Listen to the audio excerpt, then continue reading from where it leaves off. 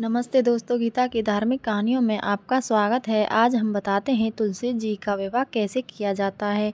तुलसी जी विवाह के दिन क्या खाना चाहिए, तुलसी विवाह क्यों करना चाहिए, तुलसी का असली पति कौन था, कृष्ण ने तुलसी से शादी क्यों की थी।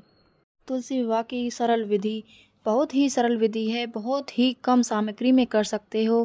कार्तिक मास के शुक्ल पक्ष की एकादशी को देवउठनी एकादशी के नाम से जानते हैं। इस दिन पहले देवों को जगाया जाता है, उसके बाद भगवान विष्णु के स्वरूप शालिग्राम का विवाह तुलसी के साथ कराया जाता है। यह विवाह आप देवउठनी एकादशी के दिन कार्तिक पूर्णिमा तक कभी भी कर सकते हो।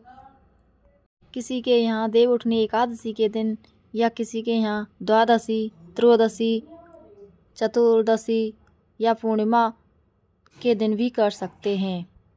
इन 5 दिनों में आप कभी भी तुलसी विवाह कर सकते हैं। जब भी आप पर समय सुविधा हो, जहाँ पर तुलसी विवाह करें वहाँ पर अच्छे से झाड़ू पोछा लगाकर अच्छे से साफ सफाई कर लें। तुलसी जी का विवाह आज विष्णु जी के स्वरूप शालिग्राम से किया जाएगा। मान्यता है कि पूजा पर शालिग्राम को तुलसी के पत्ते अवश्य चढ़ाना चाहिए। तुलसी के पौधे के नीचे शालिग्राम भगवान को बिठाया जाता है। ऐसे में तुलसी दल एक दिन पहले तोड़कर रख लिया जाता है। तुलसी विवाह के दिन के लिए खास प्रसाद बनाना चाहती हैं तो मावा के पेड़े एक बेहतर विकल्प है। ये फलाहारी होते हैं, ऐसे में आप इसे व्रत में भी खा सकते हैं। वृंदा की मर्यादा और पवित्रता को बनाए रखने के लिए देवताओं ने माता तुलसी का भगवान तुलसी विष्णु के शालिग्राम स्वरूप से विवाह करवाया।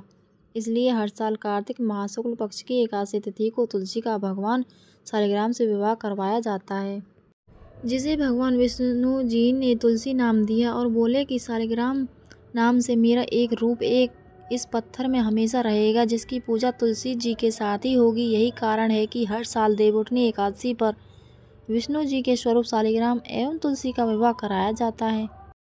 प्रचलित परंपरा के अनुसार भगवान विष्णु द्वारा वृंदा से अगले जन्म में विवाह करने के आशीर्वाद के अनुसार भगवान विष्णु ने शालिग्राम के रूप में प्रबोधनी एकादशी के दिन तुलसी से विवाह किया था। इस घटना के उपलक्ष्य में तुलसी विवाह का समारोह मनाया जाता है।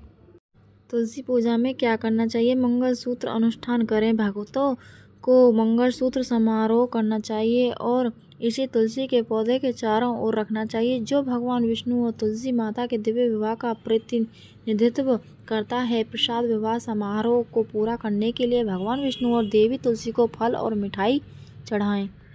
धार्मिक ग्रंथों में तुलसी विवाह को बेहद महत्वपूर्ण पर्व माना जाता है। कहा जाता है कि इस दिन तुलसी विवाह करवाने से साधक को कन्यादान के समान फल प्राप्त होता है। इस दौरान कुछ चीज़ों का दान करने से भगवान विष्णु और माँ लक्ष्मी प्रसन्न होती हैं। इस दिन हर्षण योग का निर्माण हो रहा है, जो शाम 7:09 तक बना रहेगा। तुलसी विवाह के दिन ब्रह्म मुहूर्त में उठें और स्नान कर वस्त्र धारण करें। देवी देवताओं की पूजा अर्चना करें। तुलसी माता को चुनरी पहनाएं। इसके बाद 16 श्रृंगार का सामान अर्पित करें। कमरबंद, गले का हार और पायल भी पहनाएं। भगवान शालिग्राम को पीले रंग के वस्त्र पहनाएं। तुलसी के पौधे को दुल्हन की तरह सजाया जाता है। लाल साड़ी, आभूषण और सिंदूर से सजाया जाता है और भगवान शालिग्राम के बगल में रखा जाता है, जिन्हें दूल्हे की तरह सजाया जाता है। समारोह में पारंपरिक शादी की रस्में शामिल होती हैं, जैसे आरती, दीपों के साथ प्रार्थना और फूल, फल और मिठाई का प्रसाद चढ़ाया जाता है।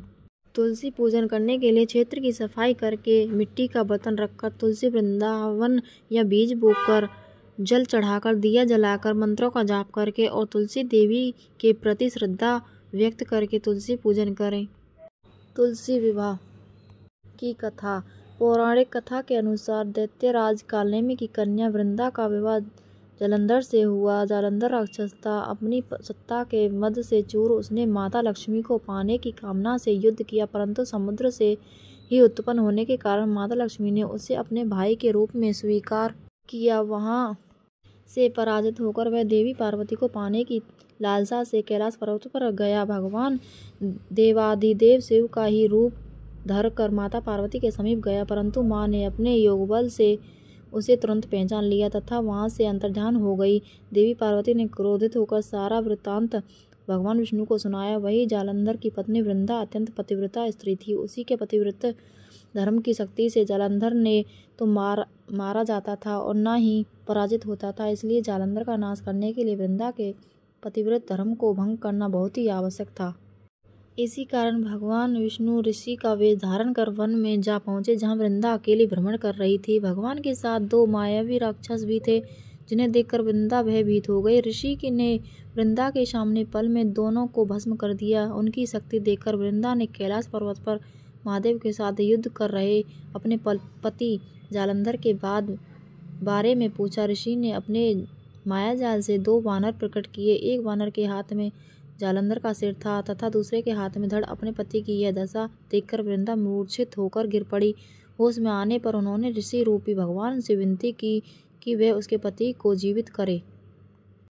भगवान ने अपनी माया से पुनः जालंधर का सिर धड़ से जोड़ दिया और स्वयं भी वह उसी शरीर में प्रवेश कर गए। वृंदा को इस छल का आभास न हुआ। जालंधर बने भगवान के साथ वृंदा पतिव्रता का व्यवहार करने लगी, जिससे उसका सतीत्व भंग हो गया। ऐसा होते ही वृंदा का पति जालंधर युद्ध में हार गया। इस सारी लीला का जब वृंदा को पता चला तो उसने क्रोध में आकर भगवान विष्णु को हृदयहीन शिला होने का शाप दे दिया। अपने भक्त के शाप को भगवान विष्णु ने स्वीकार किया और शालिग्राम पत्थर बन गए। सृष्टि के पालनकर्ता के पत्थर बन जाने से ब्रह्मांड में असंतुलन की स्थिति हो गई। यह देखकर सभी देवी देवताओं ने वृंदा से प्रार्थना की वह भगवान विष्णु को शाप से मुक्त कर दें। वीडियो अच्छी लगी हो तो लाइक करना, शेयर करना, सब्सक्राइब करना ना भूलें। चैनल पर बने रहें। धन्यवाद।